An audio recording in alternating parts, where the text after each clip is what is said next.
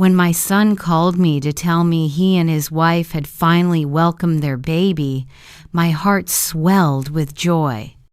I remember the tremble in his voice, the excitement that bubbled through every word, and how quickly my eyes filled with tears.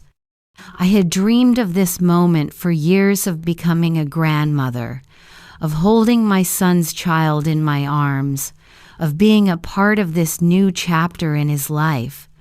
Without hesitation, I offered to help them however I could.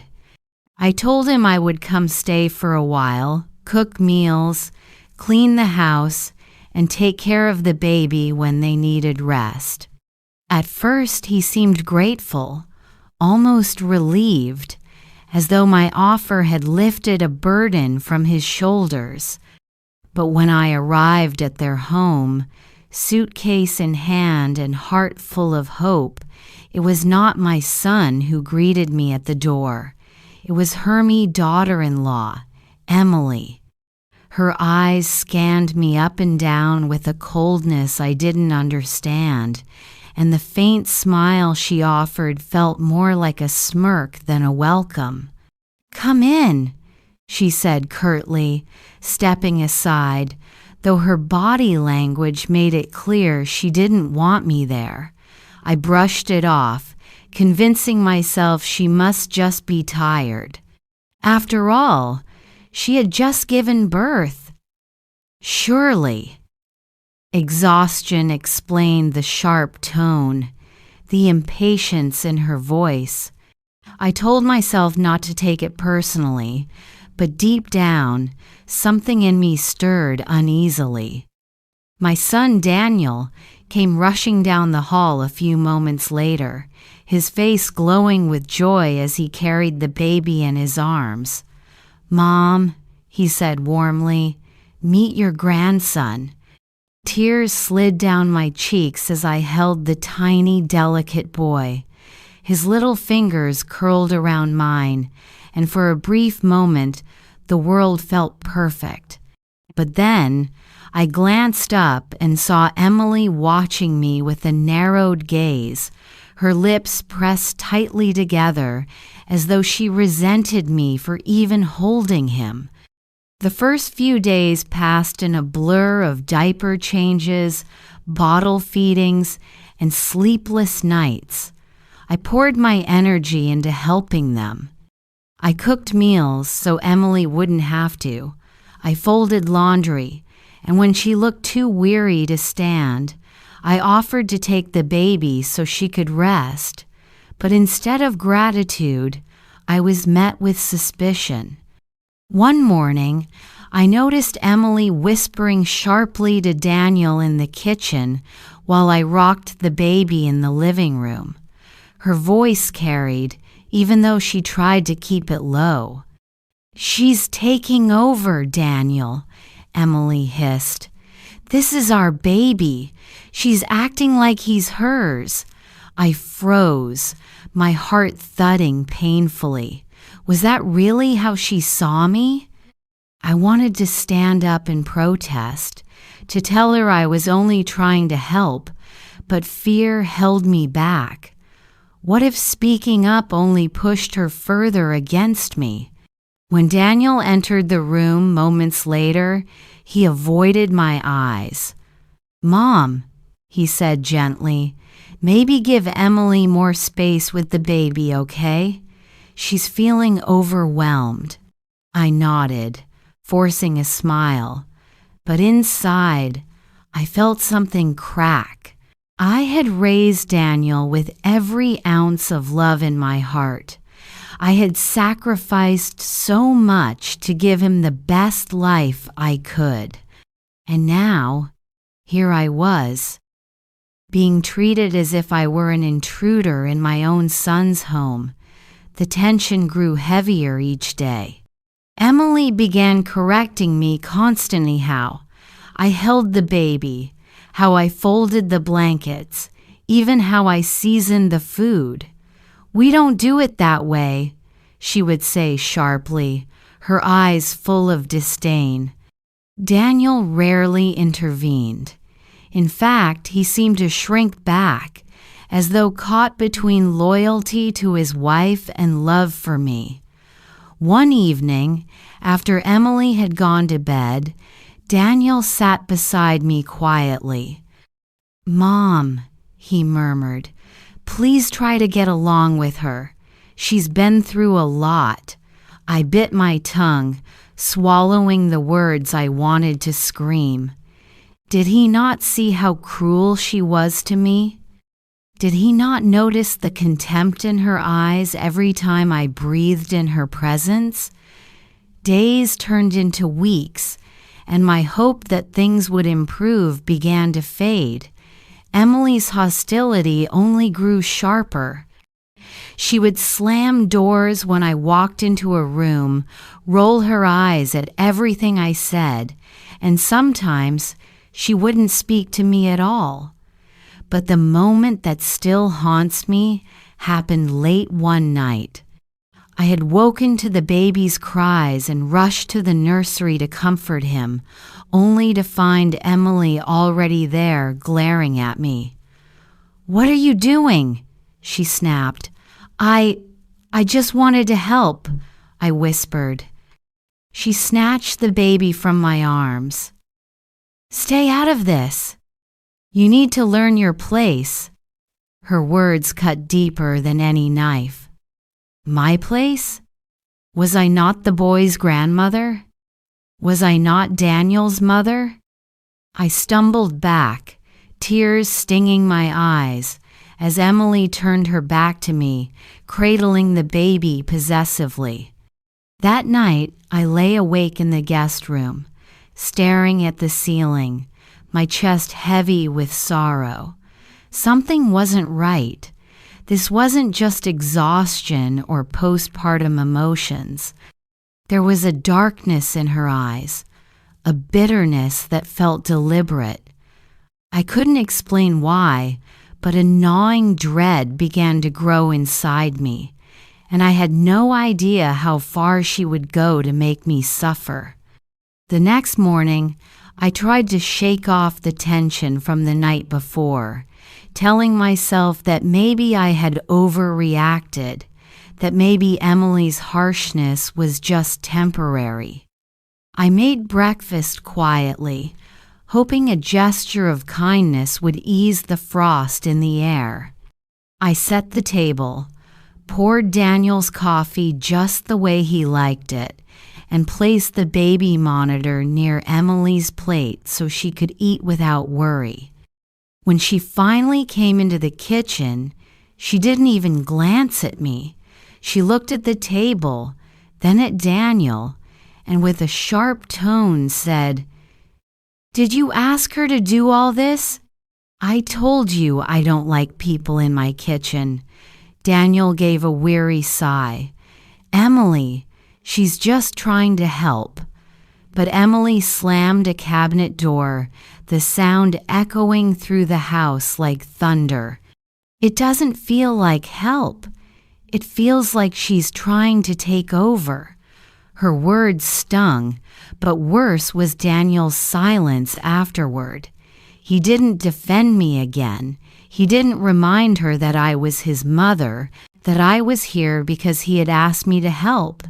Instead, he lowered his head and said nothing.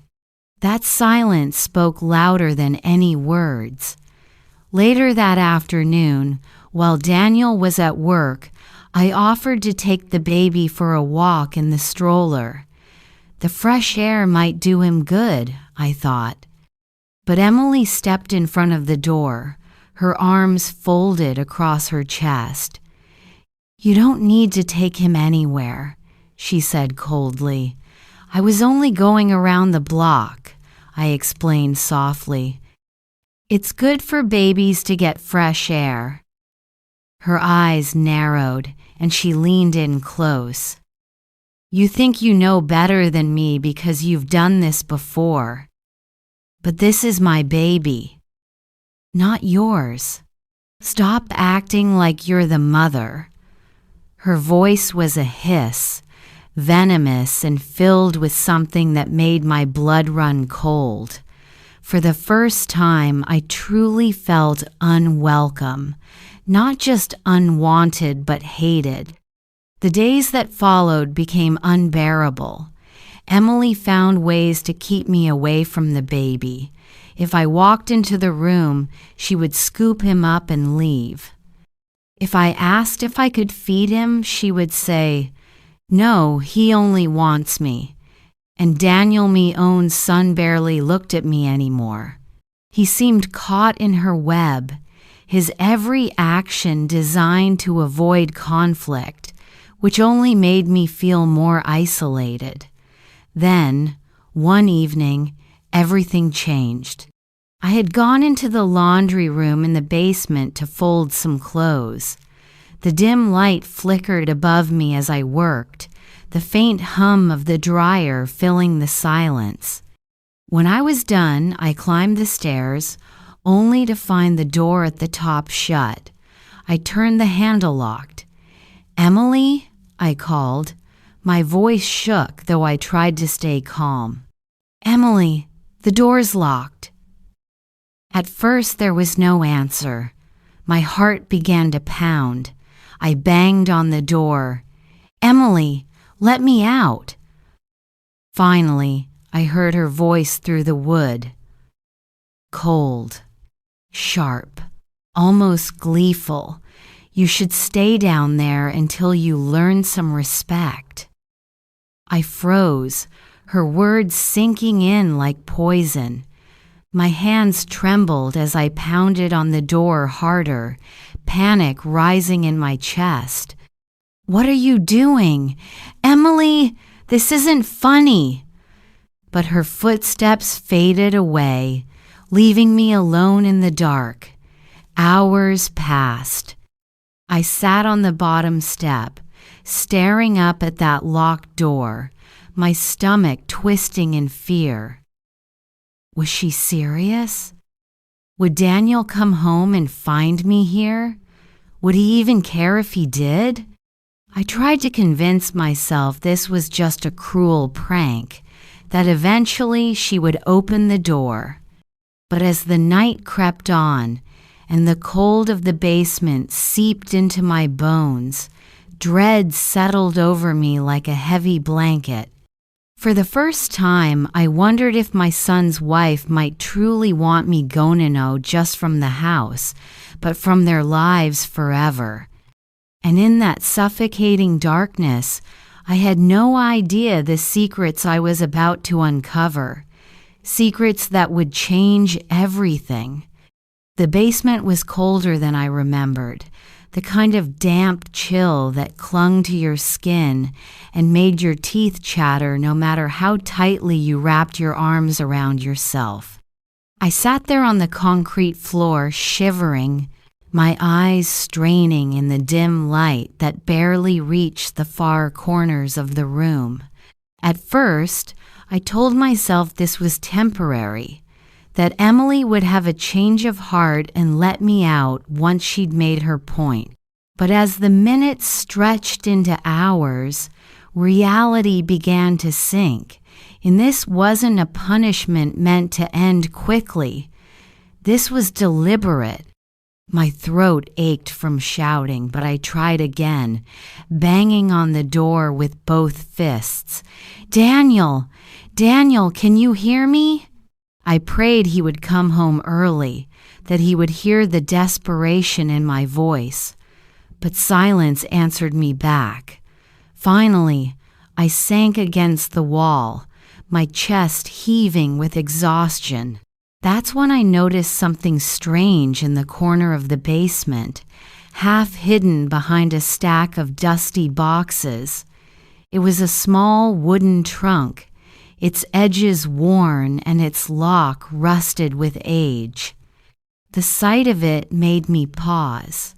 The basement had always been a place for storage, but this trunk looked different older, almost as though it had been forgotten deliberately.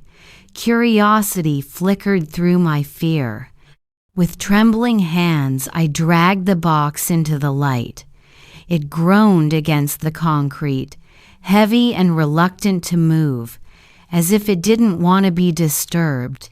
After some effort, I managed to pry it open, the rusty lock snapping under the force of my desperation.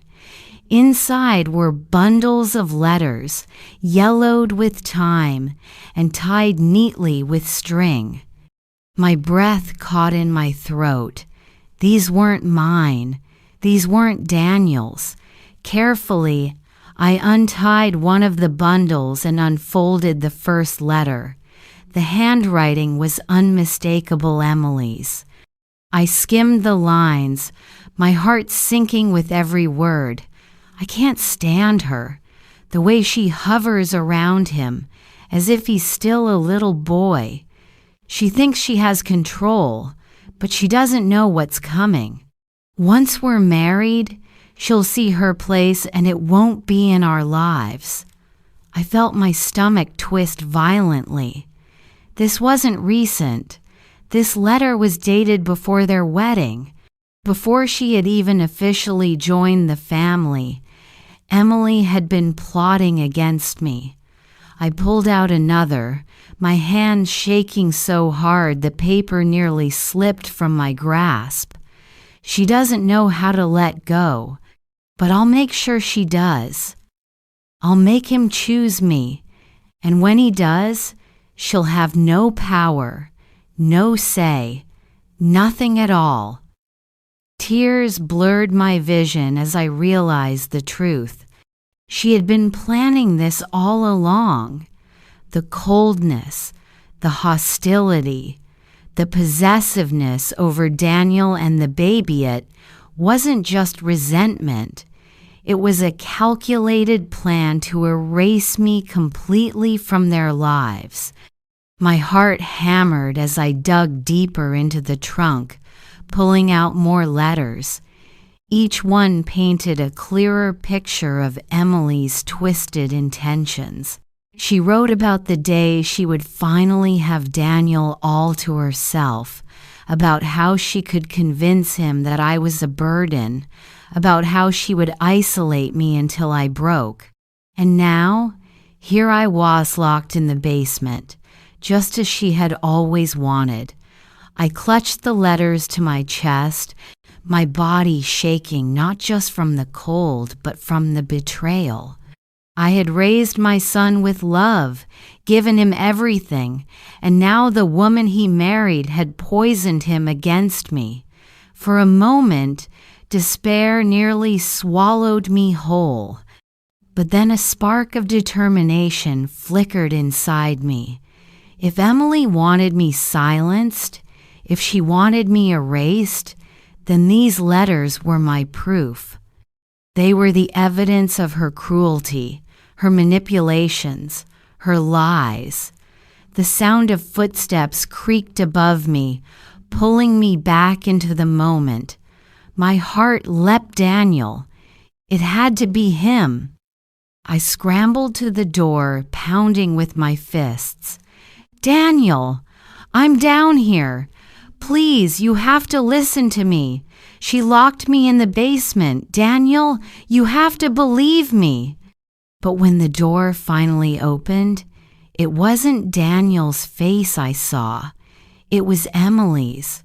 Her eyes gleamed as she leaned against the doorframe, arms crossed, a cruel smile tugging at her lips. "Find something interesting down there?" she asked softly, almost mockingly, as if she knew exactly what I had uncovered. My blood ran cold as I clutched the letters tighter to my chest. This wasn't just cruelty anymore. This was war. Emily stepped into the basement, closing the door behind her with a deliberate click. The dim light cast sharp shadows across her face, highlighting the smirk that played on her lips. She looked down at me as if she were the one in control, the one who had all the power now. And maybe she did. "You shouldn't have gone through my things," she said, her voice calm but edged with venom. Those letters weren't meant for you to see.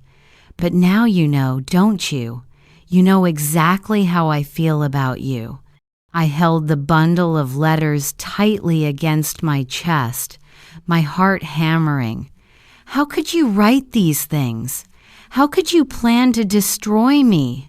I've done nothing but try to help you, to be part of this family. My voice cracked under the weight of grief and fury. Emily tilted her head, almost amused. "Help me?"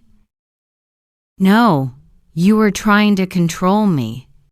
You think just because you're his mother, you'll always come first. But you don't. I do. I'm his wife, the mother of his child. And you're just a shadow from his past. It's my time now, and you need to learn your place." Her words pierced me like knives. My place? I thought of the sleepless nights I spent raising Daniel, the sacrifices, the years of love and care. And now, this woman, this stranger who had married into our family was telling me I had no place. "You've poisoned him against me," I whispered. "You've turned him into someone who doesn't even recognize his own mother anymore." Emily's smile widened, cruel and victorious. "Of course I did. That was always the plan. He trusts me, not you. When you cry about being mistreated, he thinks you're just exaggerating, clinging, making drama. I've made sure of it." She crouched down so we were eye to eye, her voice dropping to a whisper that made my skin crawl. "And now he'll never believe you."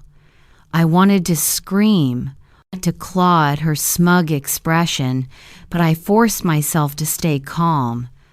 I still had the letters.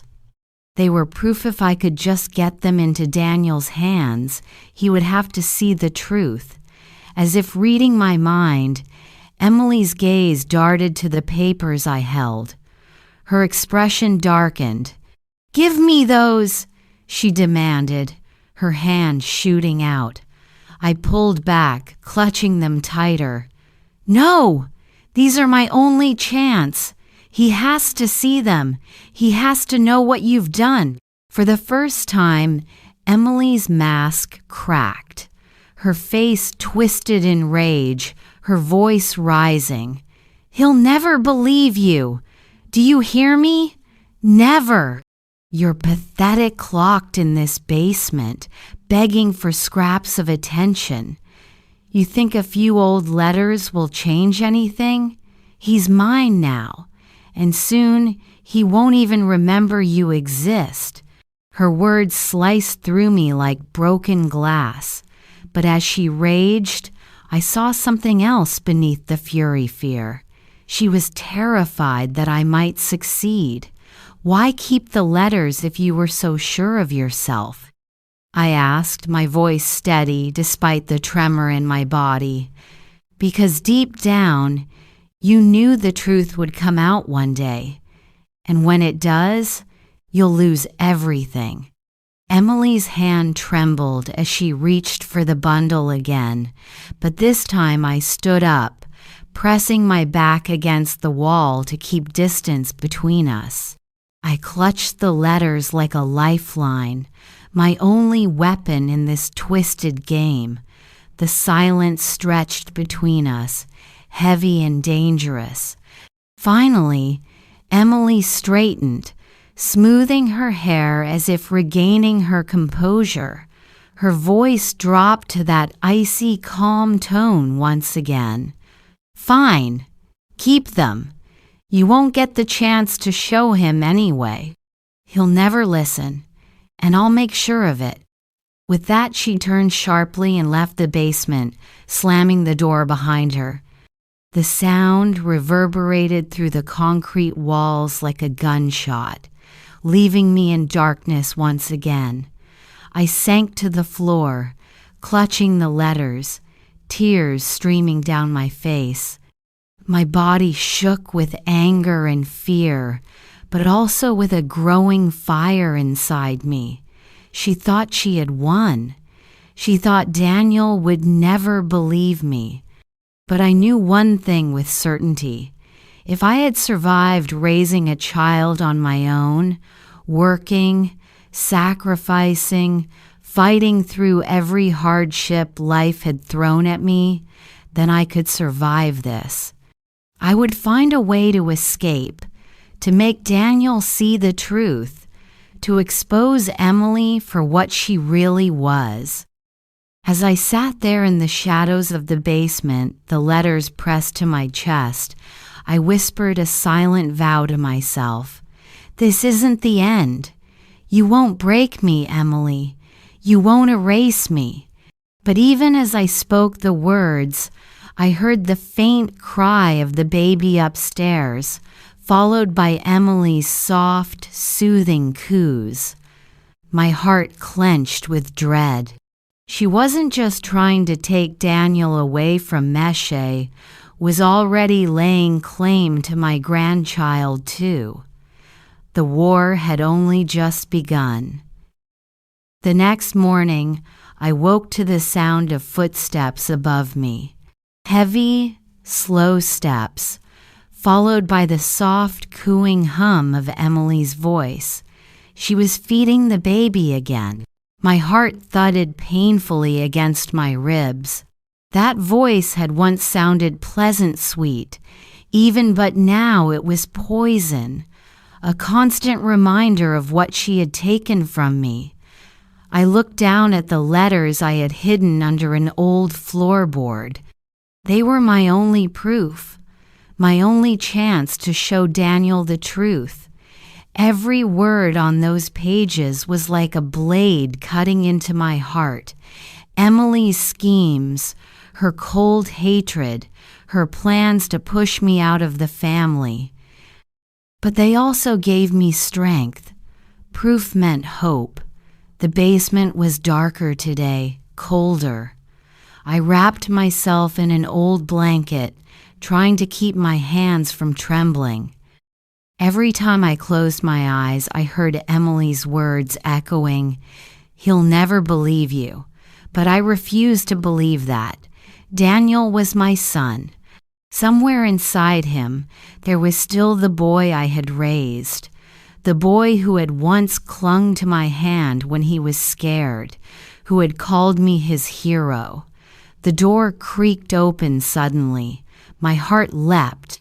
For a fleeting second, I thought it might be Daniel. But it was Emily again, her hair perfectly arranged, her smile like glass. She carried a tray of Fuda single plate, a single glass of water. She set it down on the top step, not even bothering to come all the way down.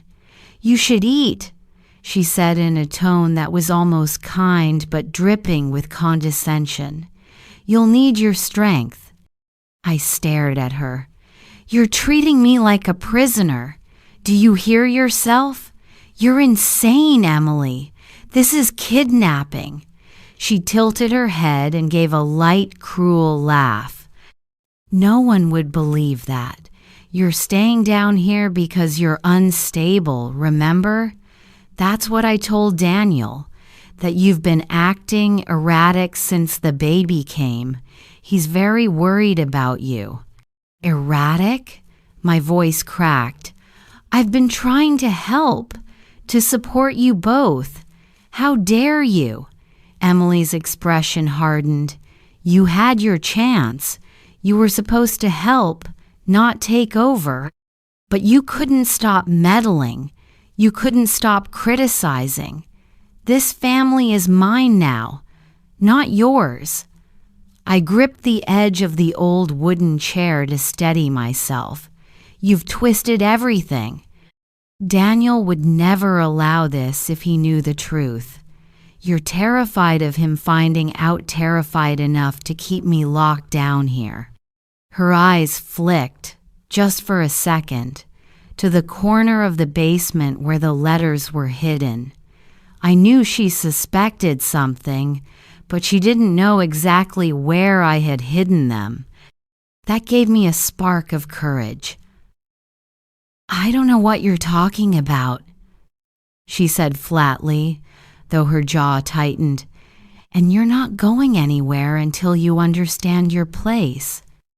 With that, she turned to leave again, but before she shut the door, I shouted, my voice echoing up the stairwell, "I will get out, Emily, and when I do, everyone will know exactly who you are." For a moment, she hesitated, her back still to me. Then she said, softly but with venom, "By the time you get out, it'll be too late. He's already forgotten you." The door slammed. The silence after was deafening. I sank to the floor, my chest heaving. The smell of damp cement and old wood filled my nose. My head throbbed. I was weak from hunger and exhaustion, but there was still a fire inside me, burning hotter with every humiliation, every cruel word she had thrown my way. I crawled to the far corner, pried up the loose floorboard, and pulled out the bundle of letters. My hands shook as I read them again.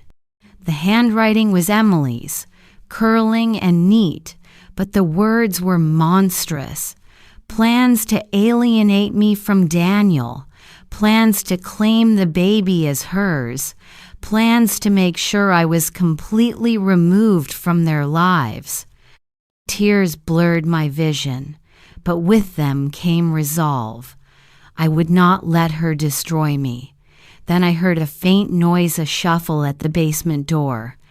I froze. Slowly, the door cracked open, and for the first time, it wasn't Emily.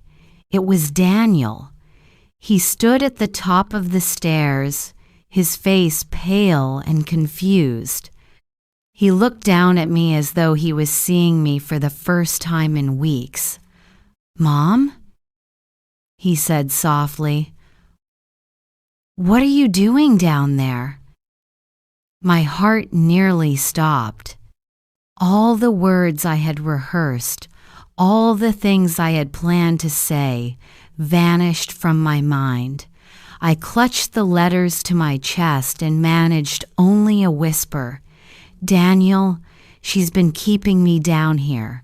Please, please believe me."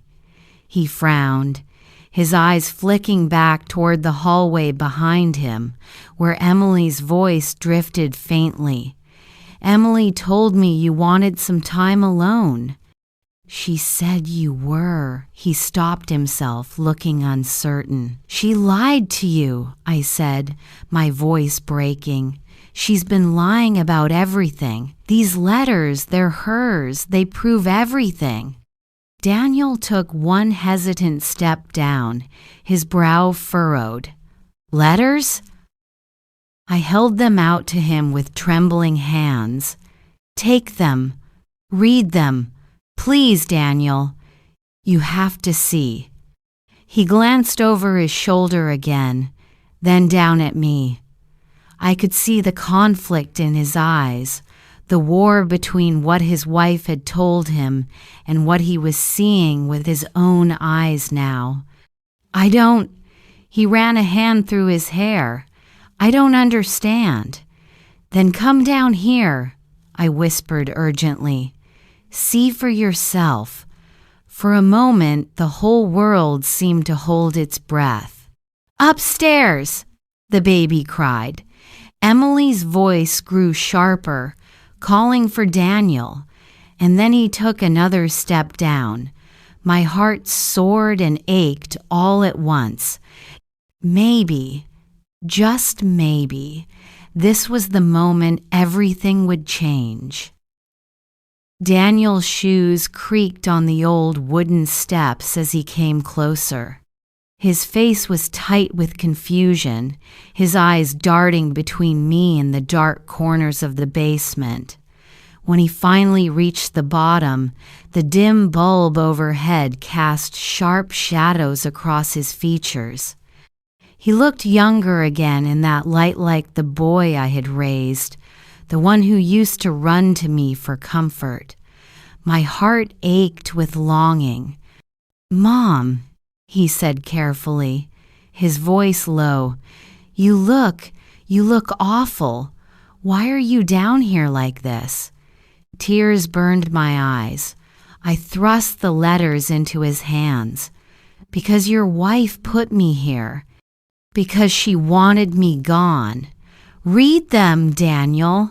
Please, don't just take her word for it anymore." He hesitated, flipping the first envelope open with trembling fingers. His eyes moved quickly over the words, his brow furrowing deeper with each line. Then he stopped, his lips parting in shock. "Wait," he whispered. "These are Emily's letters? She wrote these?" "Yes," I said, my voice breaking with desperation. "Her handwriting, her words. She planned this, Daniel. Every cold smile, every cruel trick. She never wanted me in your life. She only wanted control." He sank onto the edge of the old chair, reading more. His hands shook. I watched as disbelief shifted into horror, then anger. "No," he muttered. This can't be real." "It's real," I said firmly, leaning closer. "You've been blind because you love her. But love doesn't mean ignoring the truth." Before he could respond, a shadow moved at the top of the stairs. Emily.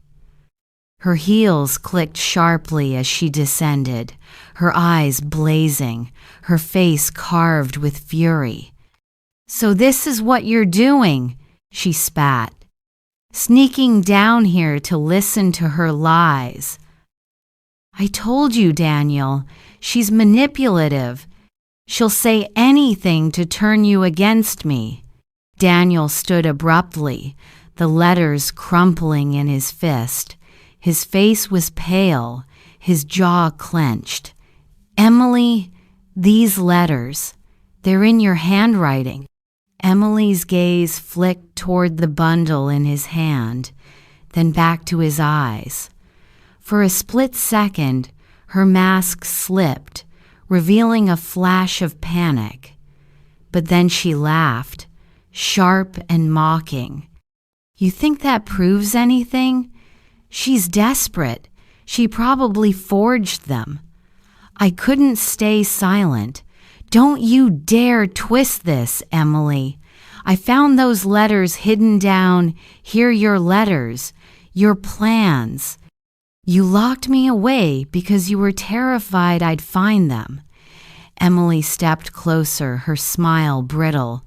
"She's sick, Daniel. Can't you see that? She's been acting unstable since the baby came.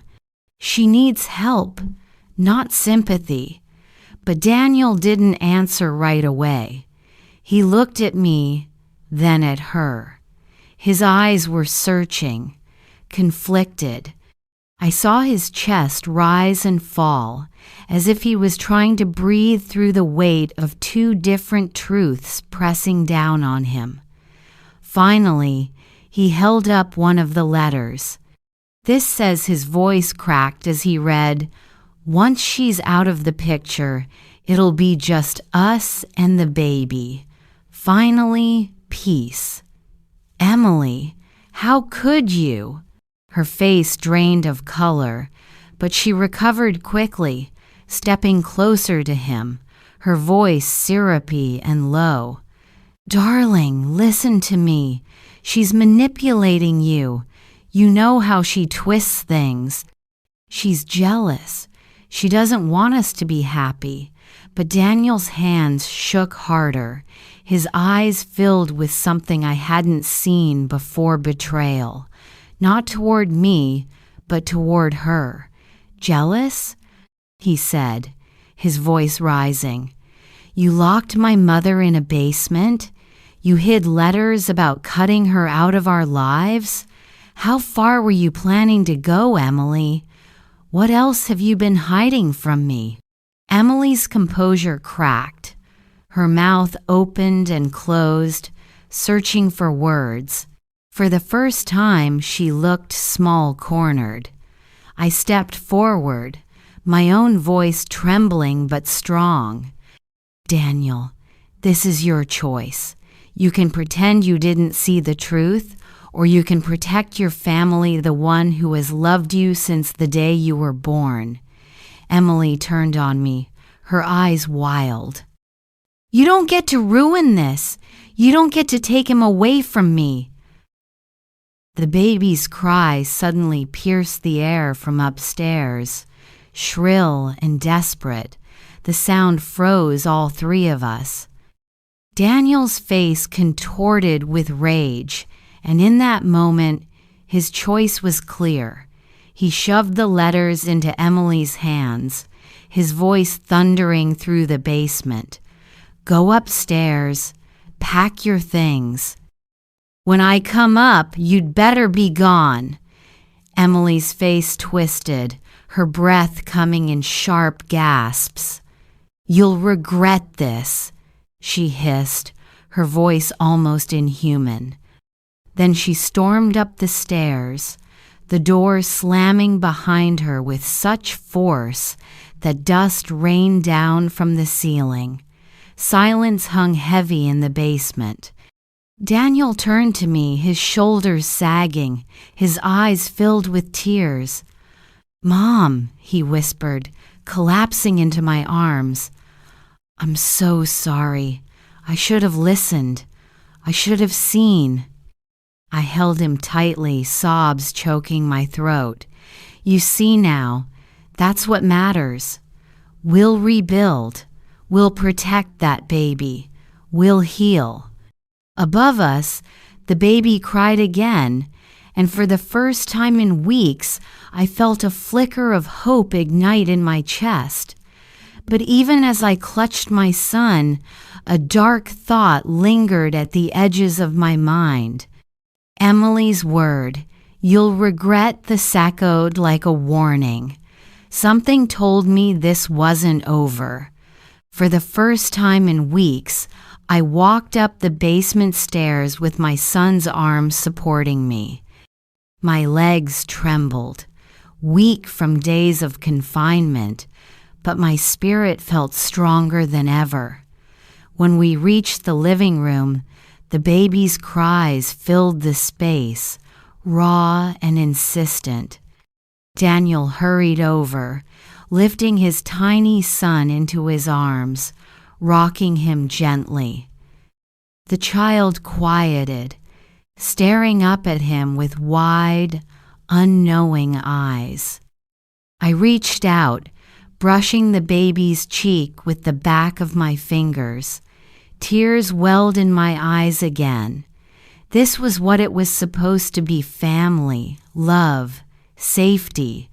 And yet, that shadow Emily left behind still clung to the air. Daniel moved through the house, calling out her name once, twice, but there was no answer. No slammed doors, no footsteps, no sharp tongue cutting through the silence.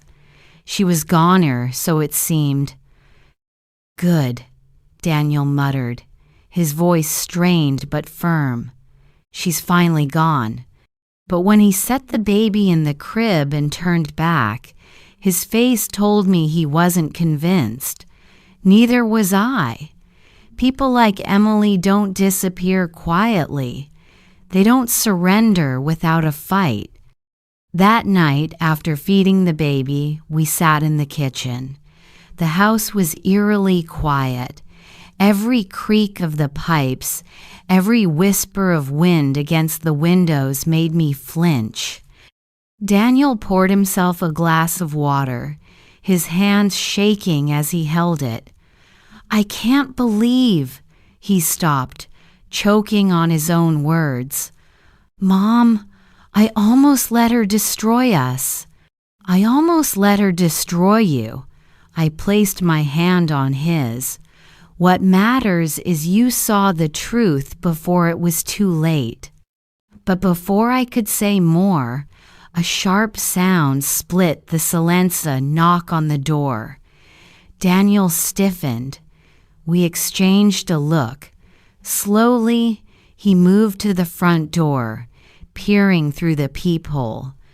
He froze, his face draining of color. "It's her," he whispered. My stomach dropped. He opened the door only a crack, and there she stood, Emily. Her hair was disheveled, her eyes burning with a wild mix of fury and desperation. She clutched a small suitcase in one hand and something else in the Athera stack of papers.